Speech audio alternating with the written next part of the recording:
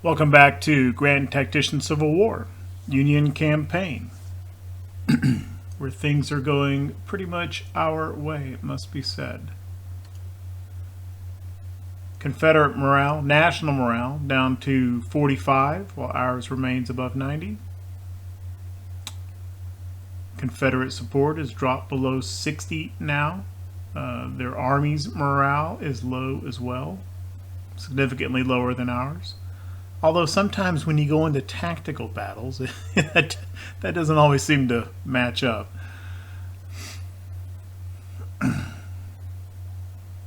Almost 300,000 men in uniform for the Union, which has actually dropped a bit because we took a fair number of casualties in the last battle.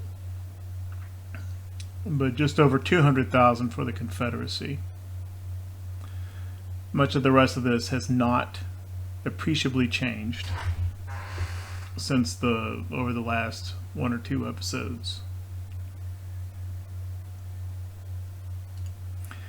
And most of the campaign map situation has not changed. The Missouri Army is still building another fort here to guard Cairo, where the Ohio and the Mississippi come together. Army of the Tennessee is still sieging these three forts here on the Cumberland and Tennessee rivers. This siege is well in our favor, but it's taking a long time for the First Corps to siege down Fort Henry. The blockade still continues. The old Virginia blockade, which I haven't changed the name yet, is still coming down around Florida in order to blockade Tampa and Cedar Key. Our River Ironclads squadron and on the Ohio has received all of its ships, so it's constituted now, just waiting for it to come up in readiness before she gets some operational tasking. Meanwhile, kind of here in the Eastern Theater, in the last episode fought the Second Battle of Charlottesville. It was a separate battle, but it's almost like it was a Phase 1, Phase 2, because we engaged several corps in the Army of Northern Virginia at Charlottesville a couple of episodes ago. But, very recently in game time, and quite a few of those retreated, and they're now collecting over here at Petersburg now. Some of the corps in the Army of Northern Virginia, however, were not engaged in that battle and did not retreat. So we engaged them. So we've engaged the entirety of the A&V now over the course of two battles at Charlottesville, and the Confederate corps that we just defeated are still fighting their rearguard action during their retreat. And in the last episode, it was a messy battle that quite frankly I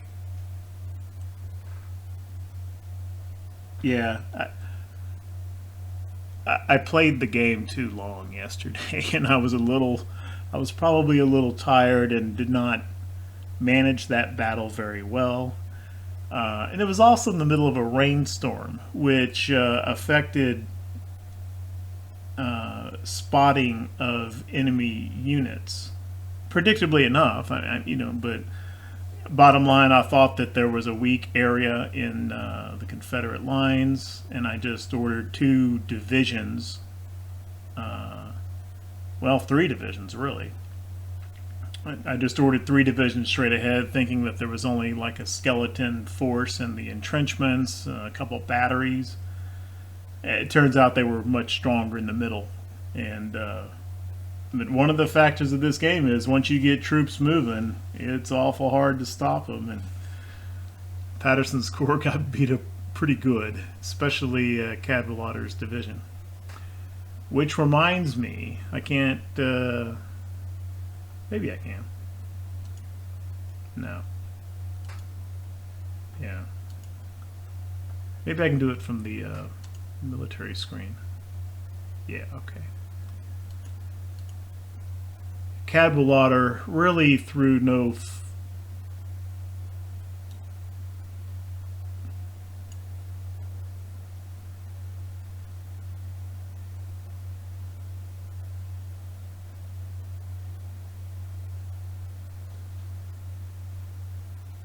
wow.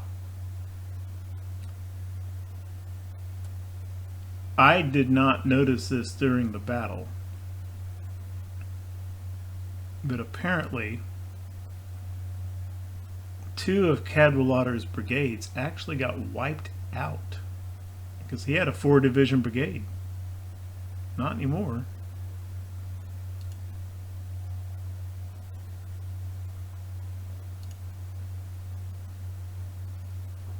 Mansfield KIA. And Cadwallader himself, well, I don't see the defamed, got the newspaper headline that Cadwallader had been defamed or had lost face, or however it's worded, but I don't see the defamed icon. Maybe because the retreat hasn't completed, so it's not considered the battle fully over yet. In any case,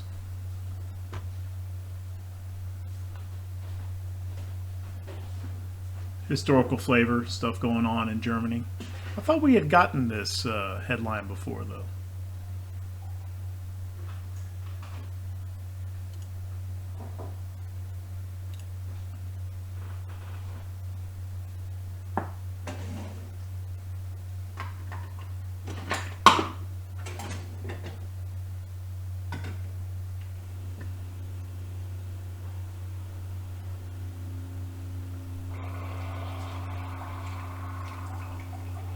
So time is moving, but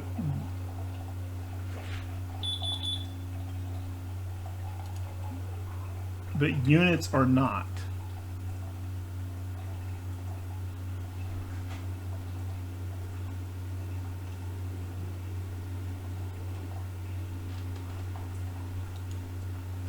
Our Ironclad squadron has moved away from Fort Norfolk. Okay. So this squadron did not disintegrate. It simply went back to Annapolis, which is fine. That's what I wanted to do with them anyway. So it's going to take these guys a long time to regain readiness. The ships themselves actually did not take much damage, and that's because, well, I've talked a lot about how that Fort Norfolk is apparently bugged.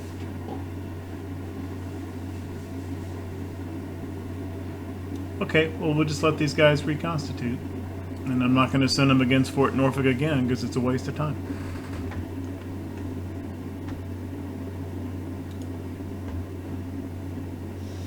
Okay, there we go. Now the retreat is happening. I guess maybe it was just...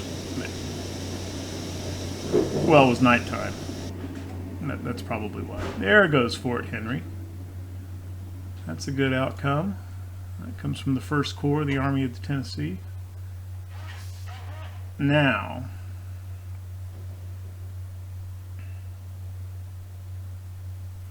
okay, so now the Cumberland River is completely open to our naval squadrons. So I'm going to take this.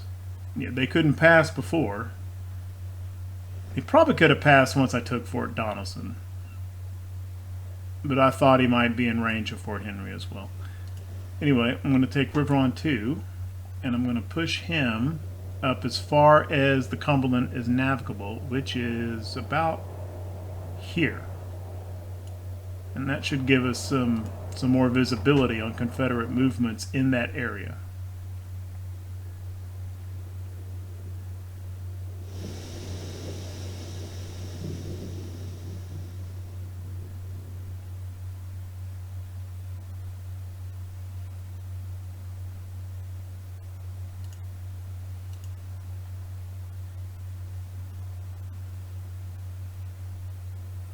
Instead of pushing the 1st Corps over to besiege Fort Hyman.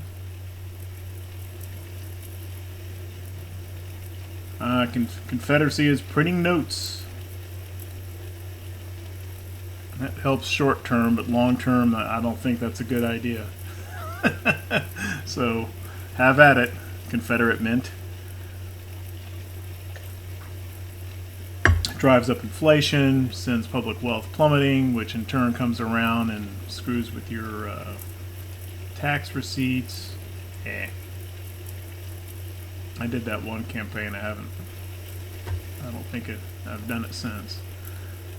But instead of having First Corps come over here and besiege Fort Hyman, I think I'm going to use that as an initial attempt to see if these Ironclad gunboats can do that job. Meanwhile, let's get Fort Henry. A little bit of a garrison building.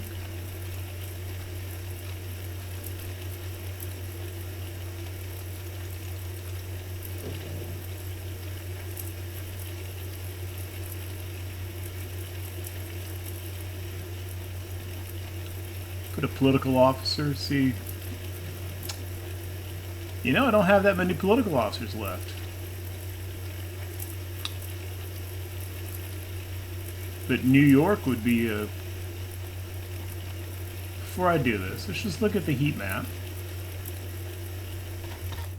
for support.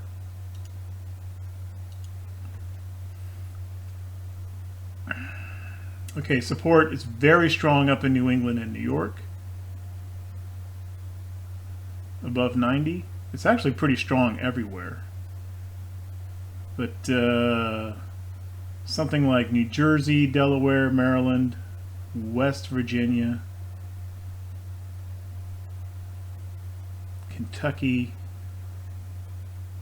or Missouri. Let's see if there's any political officers from these kind of semi-border states. I mean, New Jersey's not really a border state, but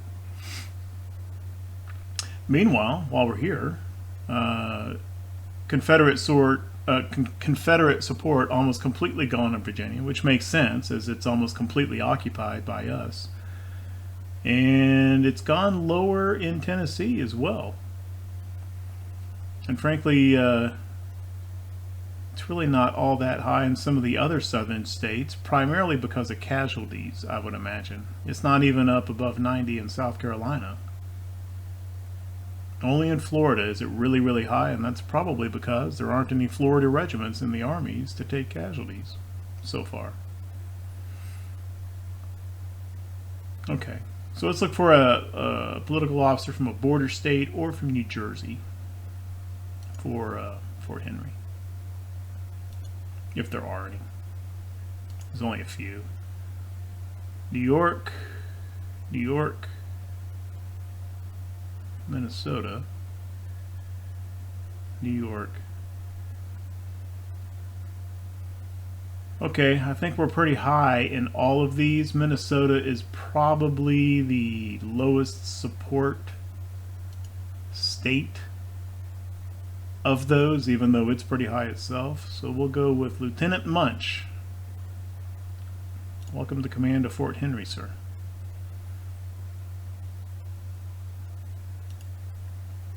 And we'll give him a battery.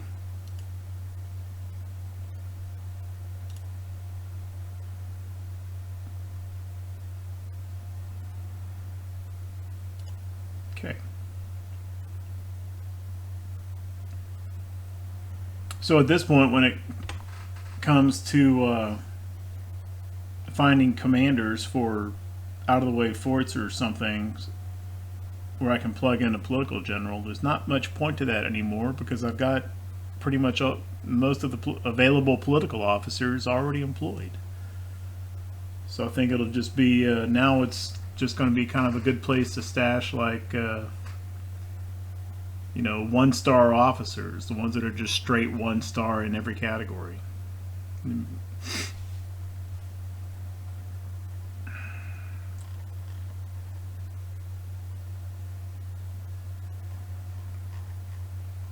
See how this retreat progresses. Yeah, they seem to be all heading back over here toward Lee.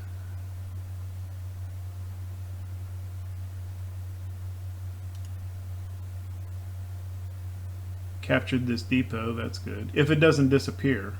I've noticed with 1.05 that some of these depots and forts and stuff, there seem to be wonkier things going on with those, and I don't know if those are bugs or mechanics.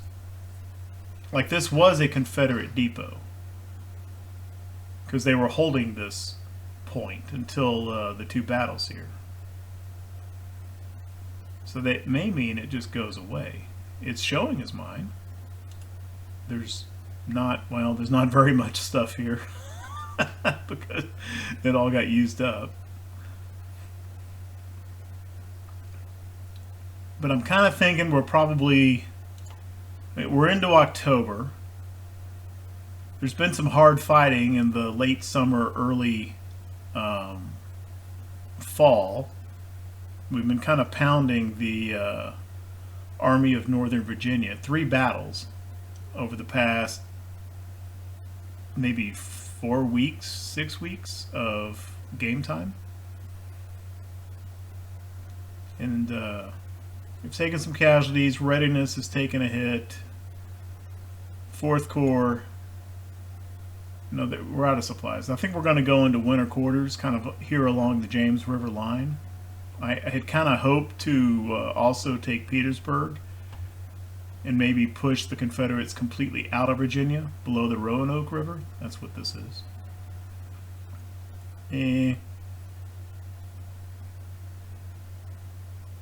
I don't know if I'm going to do that now, though. Wonder where Johnson's going. Is he on a node? Is he moving?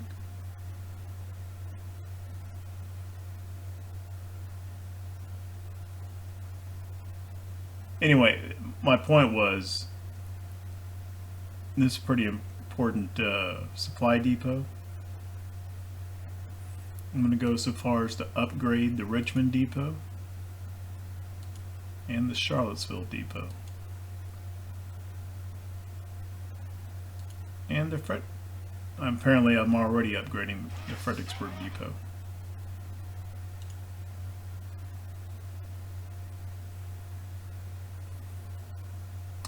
Kind of spread the corps out a little bit. Let's get this 3rd Corps kind of back over here.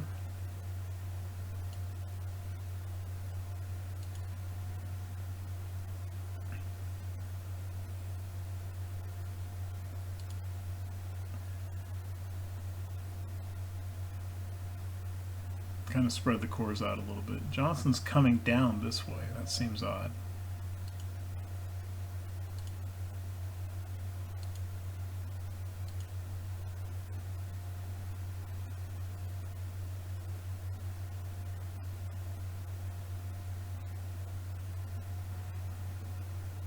Yep, rear guard action. He's in contact. But he's still in retreat mode, so it's not initiating a new battle. It is how I interpret that.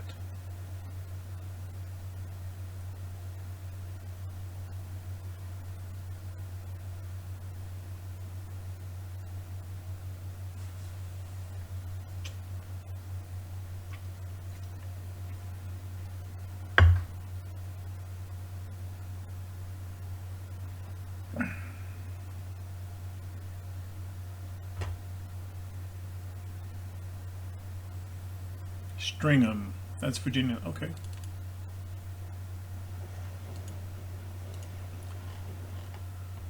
Okay, we want him somewhere where he can cover both Cedar Key and I hope his circle will reach. Just put him right here in the middle and hope that he can cover both.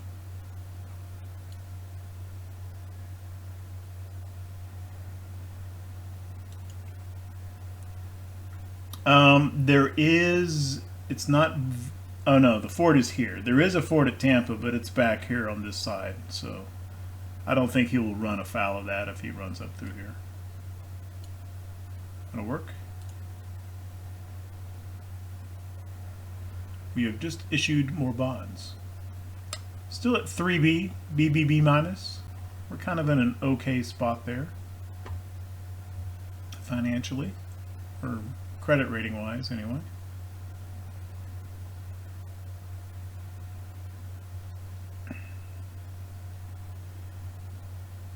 Army of the Shenandoah Army of the Shenandoah has got pretty serious supply issues. They're undergoing some attrition now, as is the First Corps, or the Fourth Corps, I think that is.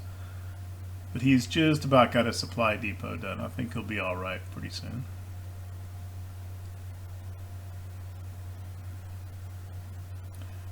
Fourth Corps is back up into the green for readiness recovery. And First Corps is coming up as well.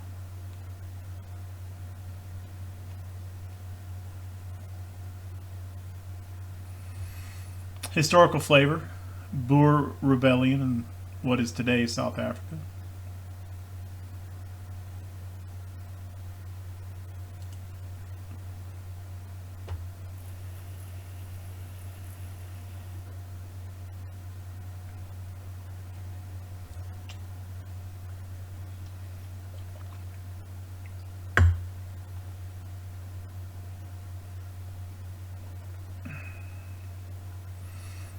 Chesapeake Army still building these forts down at Norfolk. I realize now I probably should have spread these forts out a little bit more. Now, if a Confederate army comes down around the south, they'll run into this fort, but I don't believe that will engage the North Fort.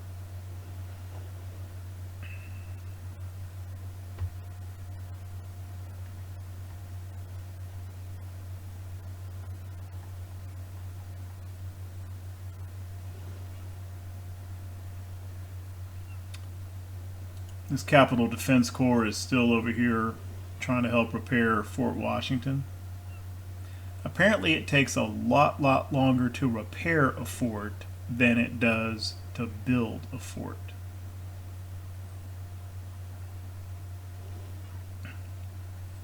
And then this other Capitol building a fort up here guarding the north approaches to Washington.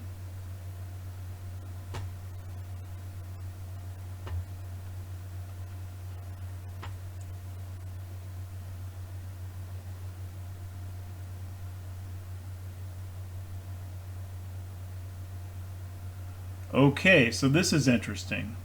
So earlier in another episode,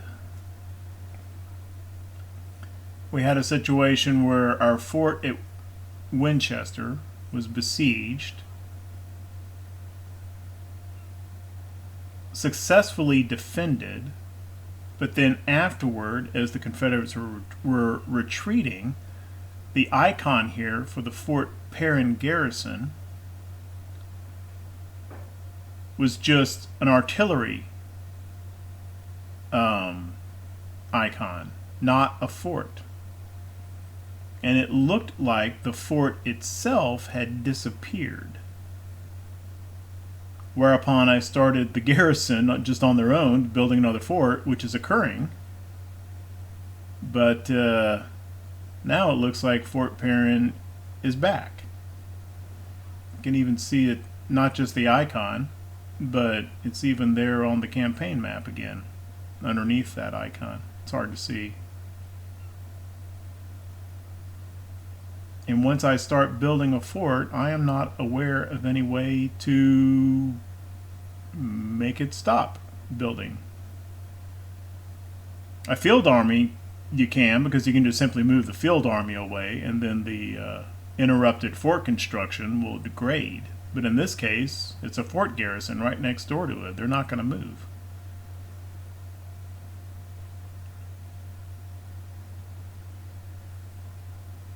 Also had a situation where apparently I built 2 supply depots here. Because at one point, one of these was not visible.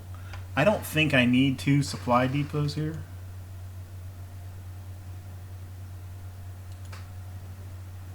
And they do cost money. And having 2 seems superfluous, especially since Winchester has now become kind of a rear area. I am going to abandon one of these.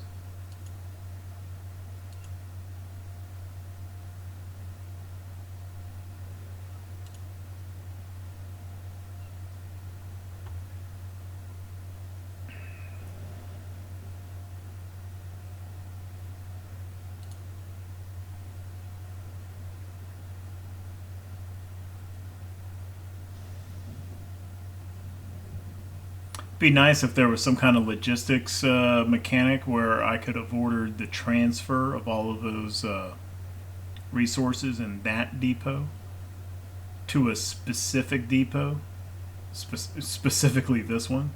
That'd be kind of cool.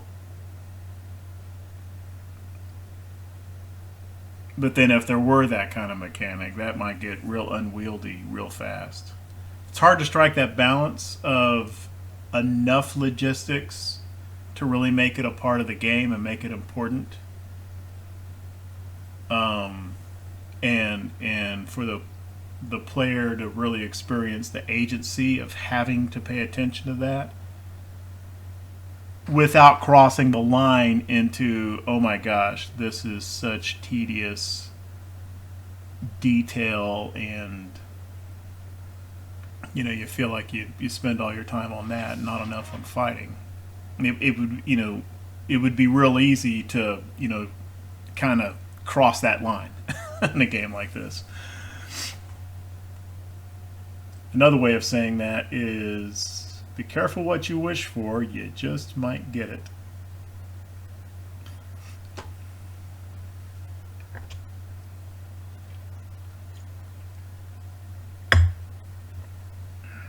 There's a supply depot over here that was left over by the Confederacy. Lots of stuff in it, except food. There's no food. Which often happens. You look at a supply depot, it's got all the stuff in it except provisions. And also forage tends to get low too. And that's why I went for that breadbasket 2 policy in the policy trees. Okay, apparently there was a battle at Pensacola. Did we win? We did. Enemy fleet thoroughly whipped, 4 ships sunk. Doesn't look like we captured any though.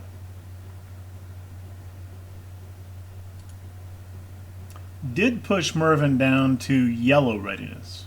He can maintain the blockade in yellow, but I think if a fleet gets pushed into orange, that ends their ability to blockade until their readiness goes back up.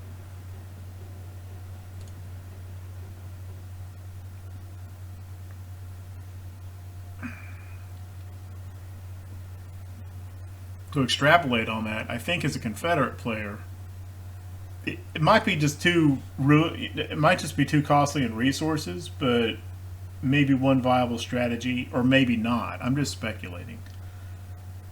Create these little garbage fleets, raid stance, and have them just continuously peck away at the blockade fleets to drive their readiness down. You won't win battles, and you'll lose and get damaged ships.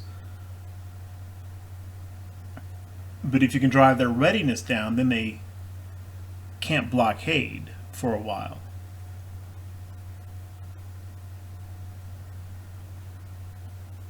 But meanwhile, you're spending a lot of iron and wood and money on creating these little raiding fleets. So that may be kind of a penny-wise, pound-foolish strategy. And in addition to that, all these little abstracted naval battles that occur like that do count toward the victories and losses as far as national morale goes. Not a whole lot. I think that the effects are scaled by the size of the forces involved. Like those big battles we had up around Culpeper and Charlottesville between the two big armies resulted in bigger morale and experience changes than some of the earlier smaller battles did. But if you're having a whole bunch of those little kind of battles, that'll add up. So I don't know if that's a good idea or not. Okay. Yes. It's got both Cedar Key and Tampa blockaded 100% too. So that's good. I guess it would make sense now to change the name of this fleet. The other fleet, they're now specifically the Pensacola blockade, so this is now the Florida blockade.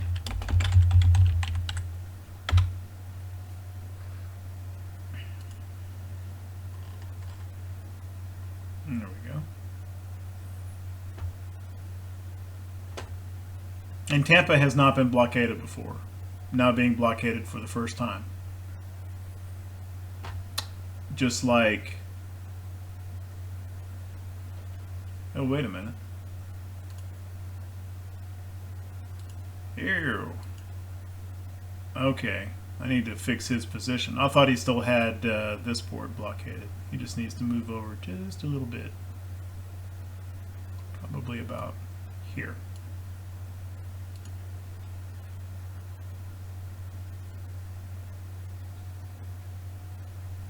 Okay, that should do it.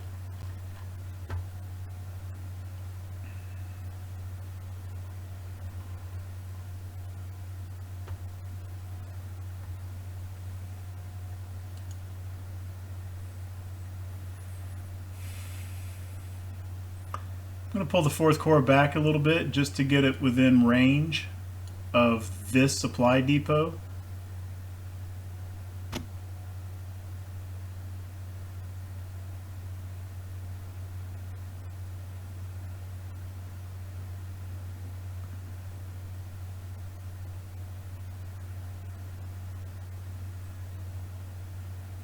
But still plenty close enough to reinforce any of these who may get attacked.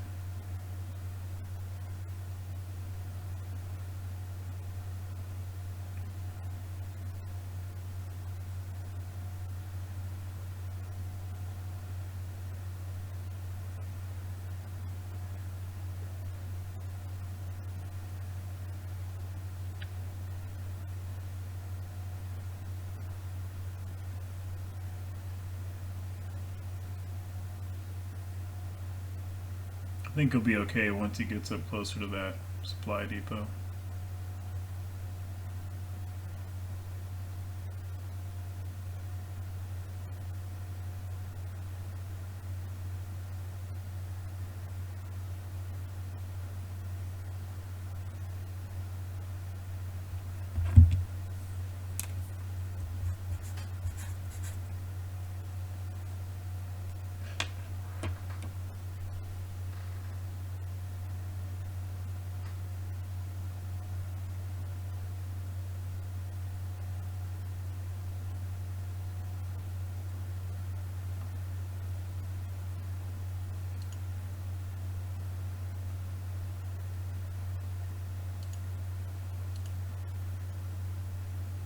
Yeah, he's drawing supply from Gordonsville and this depot now.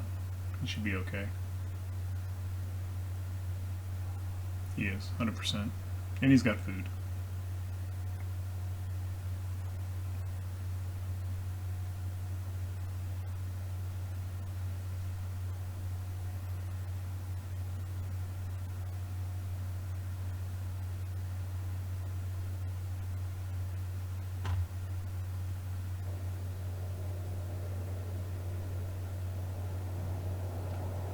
Patrick has completed his supply depot, but I guess it still needs to populate, I think.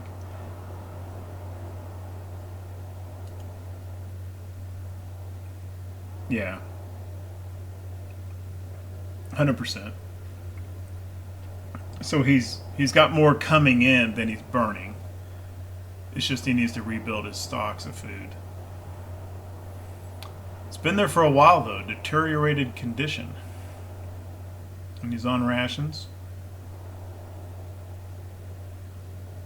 Yeah, low food. It's affecting his morale. Apparently he's not in telegraph range. That is a... No, it's... Oh, he is in telegraph range, coming all the way from Grafton.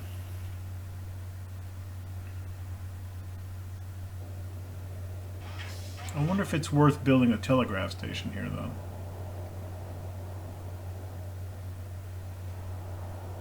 I feel like it is.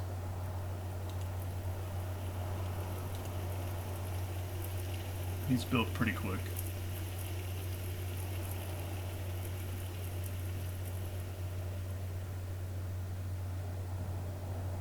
If I can find a spot for it.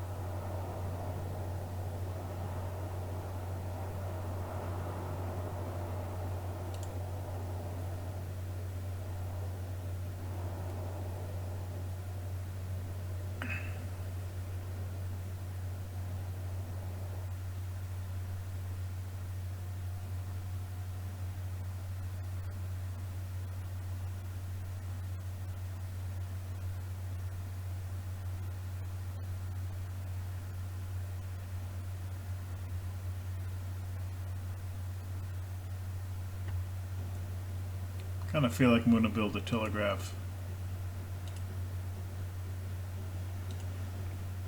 here as well.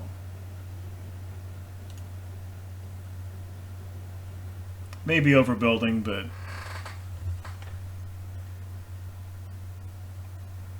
they don't take very long to do. I don't think they're expensive.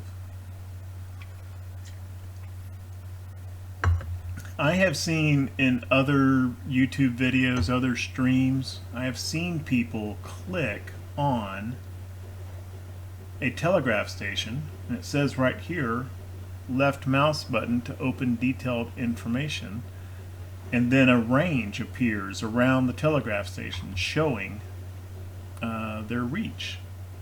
For some reason, I don't get that.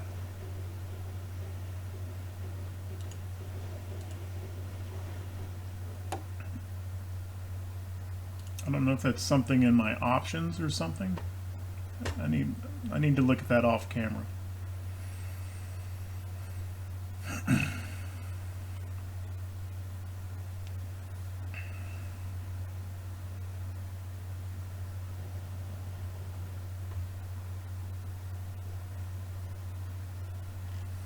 How's our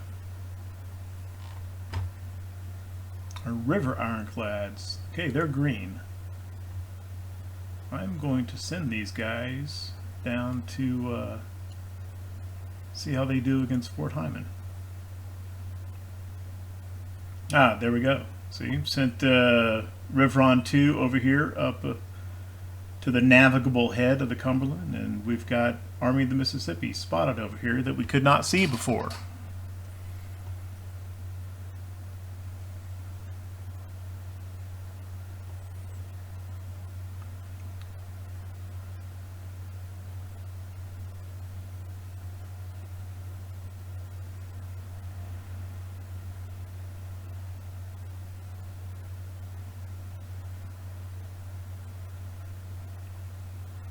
Lyon has finished building Fort Veach.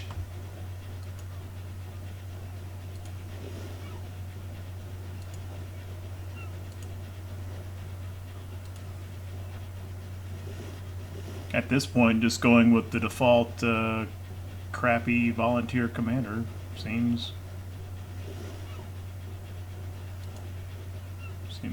maybe get some of these just so they don't get put into, you know, auto put in command of brigades.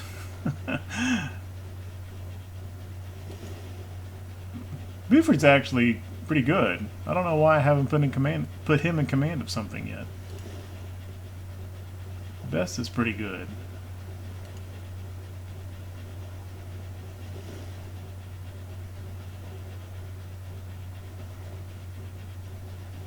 Getty's not too bad. I wouldn't mind him in command of a battery in a field army. Do I have... Okay, I'm only seeing artillery officers.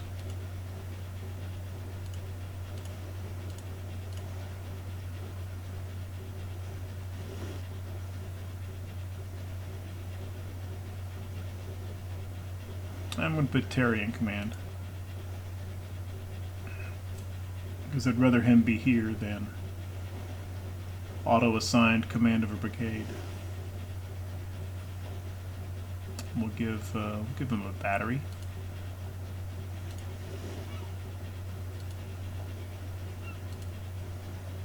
That guy's too good to be stuck in a fort.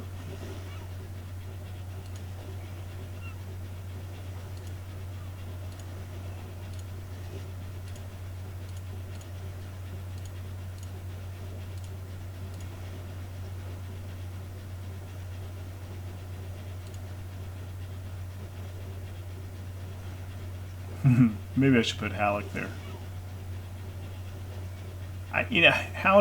He's got some fame and he's got really good administration, but I mean, zero leadership.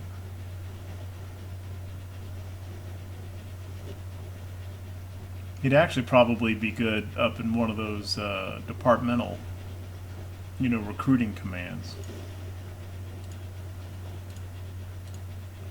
Still got some pretty good officers here and there.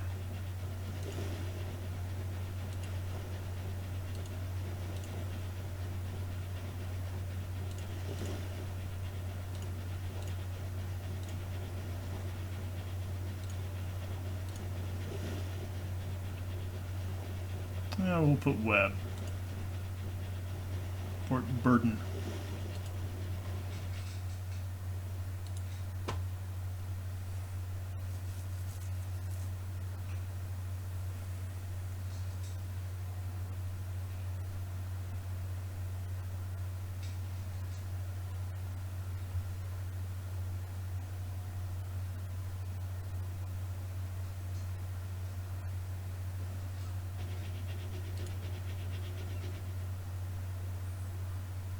All right. Come on, Hoff. Inaugural fort busting effort here. These river ironclads have many more guns than a Monitor does, and he's already lost a ship.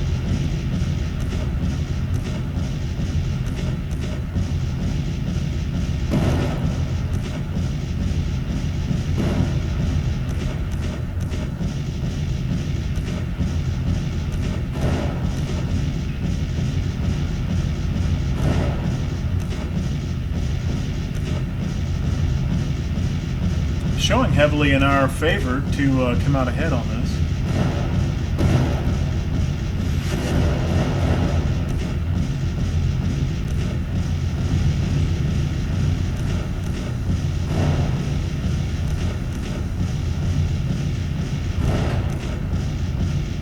Wearing down the condition of the fort. I wonder if that was like a lucky hit or something. Because these other engaged ships are only taking very gradual damage.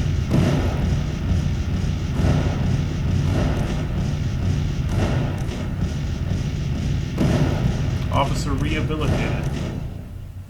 Cadwallader. I guess he was defamed, but now he's not.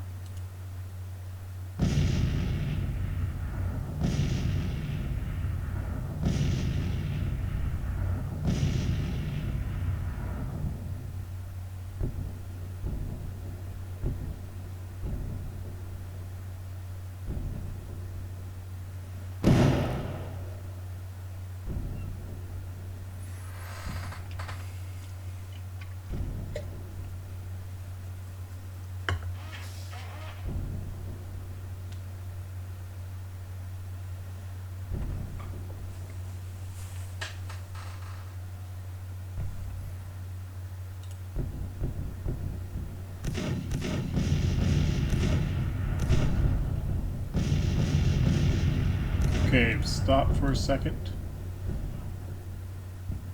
Hoff has picked up a perk. And we'll do the amphibious attack.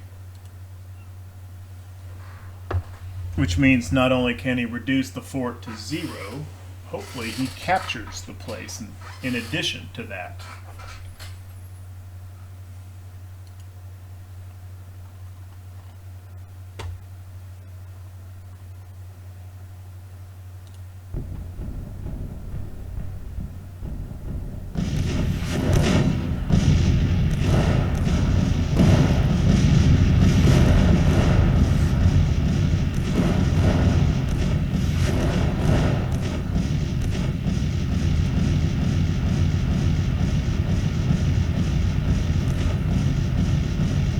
Down to nervous morale in the fort. Down to 8 for firepower. I don't remember what the fort started with.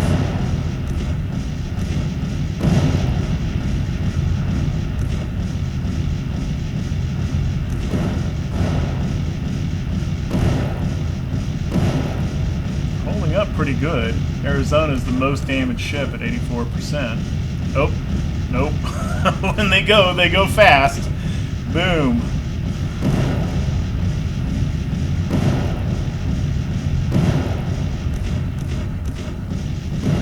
And even if they win this, I don't know if 2 Ironclad gunboats is worth it.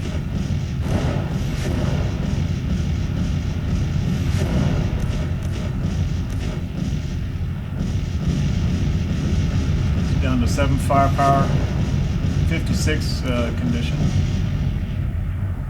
Okay, so we won the congressional midterm elections, meaning Lincoln's Republican Party. Which, there's not really a beneficial effect of this. It's really avoiding a detrimental effect.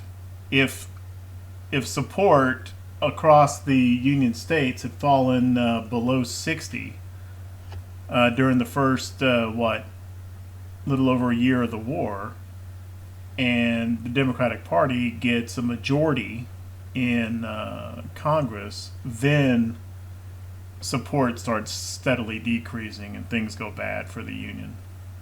So basically, this is maintaining status quo and not deteriorating.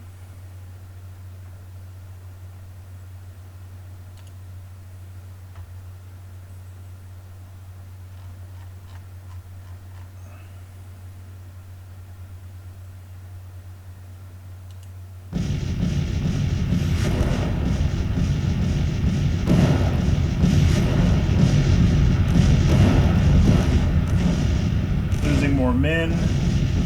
Firepower continues to drop in the fort.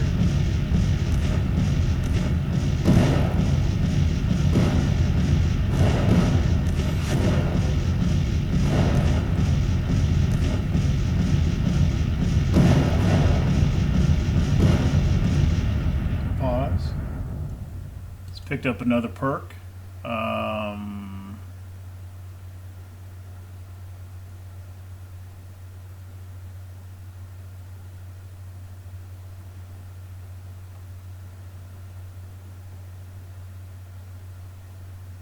Where is it? There we go. Mortar boats, bombardment efficiency, plus 5%.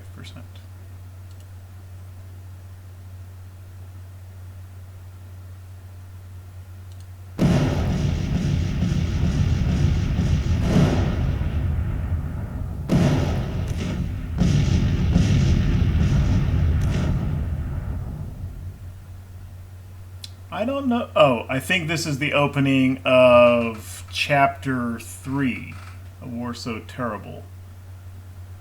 There's like these cinematic videos, cutscenes that I had them turned off. I think this means that we've now got more policies and acts available in the policy tree.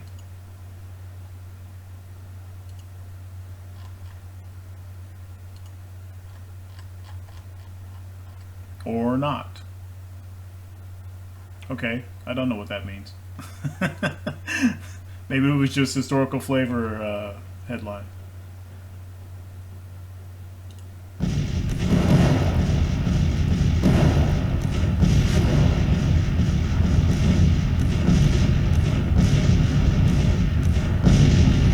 Just hope they can finish this without losing another ship. Because it seems like that just boom can come out of the blue. The ships that were sunk, they did not, they didn't go down to 0% condition. It looked like they were fine. Or at least Benton did. Barraterra got sunk right at the beginning.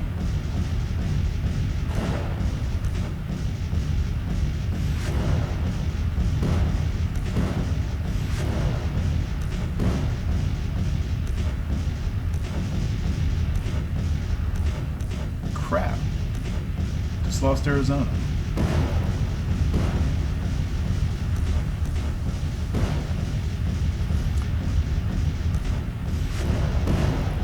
So kind of my takeaway here is this may be effective, but it may be just too expensive.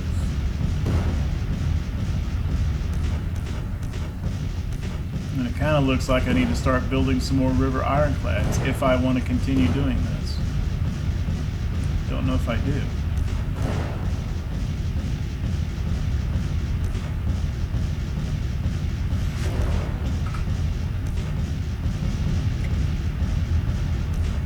Looks like there was another naval battle.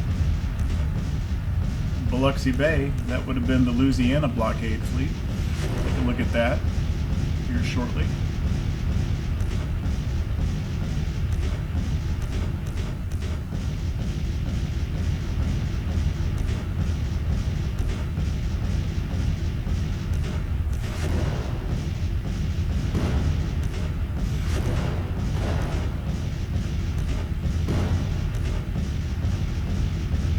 Oh, ammo explosion. Received a direct hit into the ammunition magazine.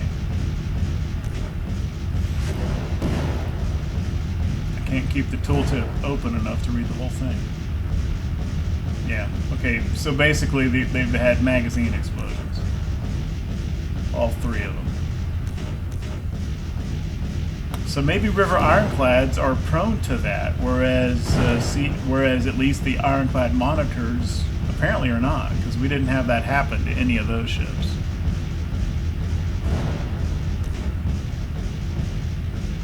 Because other than that, the ships have been weathering the combat pretty well. They're all above 80% still.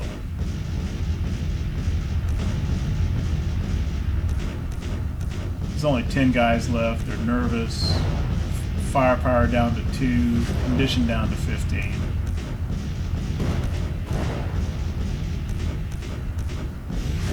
Nope, and he's picked up another perk. I don't know if there's any other bombardment specific perks that I want to pick up right now. I'll look at that later.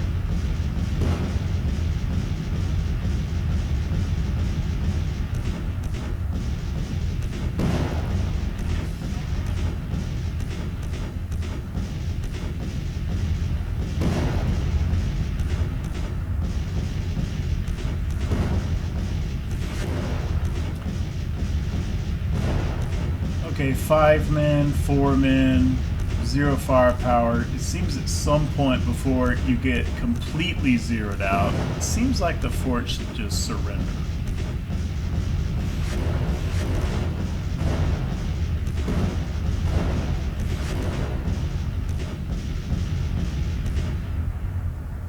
We initiated that about, I guess that still took about 2 weeks of game time.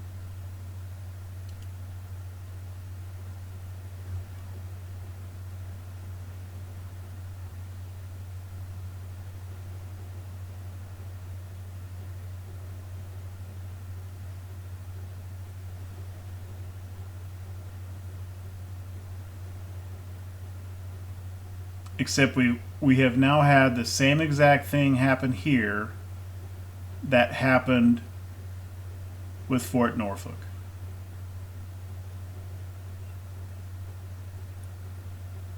drove the fort all the way down to zero condition, single digit number of troops left, zero firepower left, but now on the map,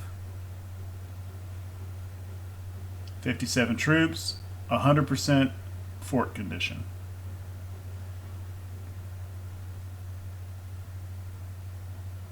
I don't understand that. And I would bet, you go back up to Evansville to regain readiness.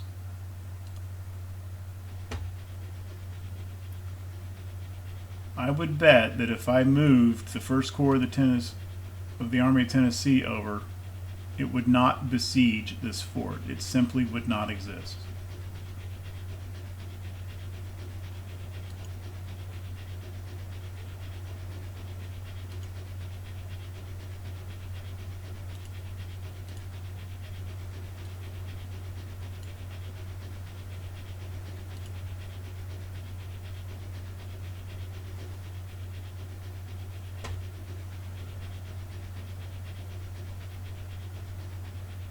Unless I'm just completely doing something wrong.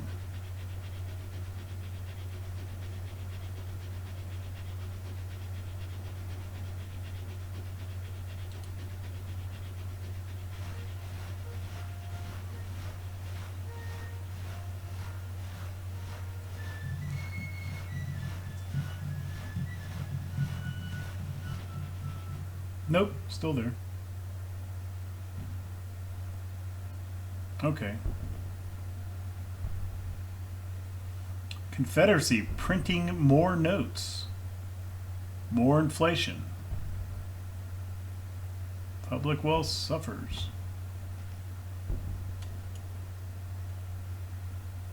Okay, how does this look? Completely in our... Okay, now in this situation, it is showing zero firepower, zero condition, and only 2 men left.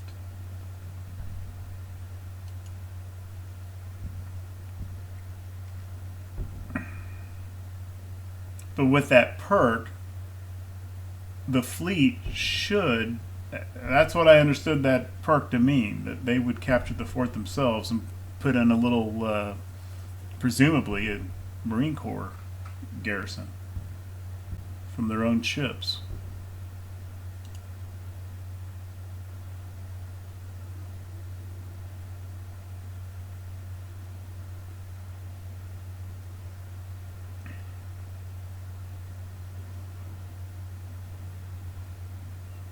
But as it is, if I can lose ships, knock the condition down, but I still need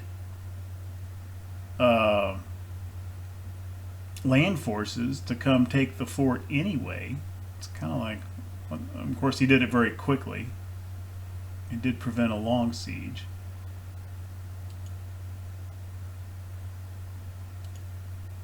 And okay, Raleigh is still in range of the Army HQ and is getting 100% supply from down here at Johnsonville Ferry, so he's probably fine right where he is.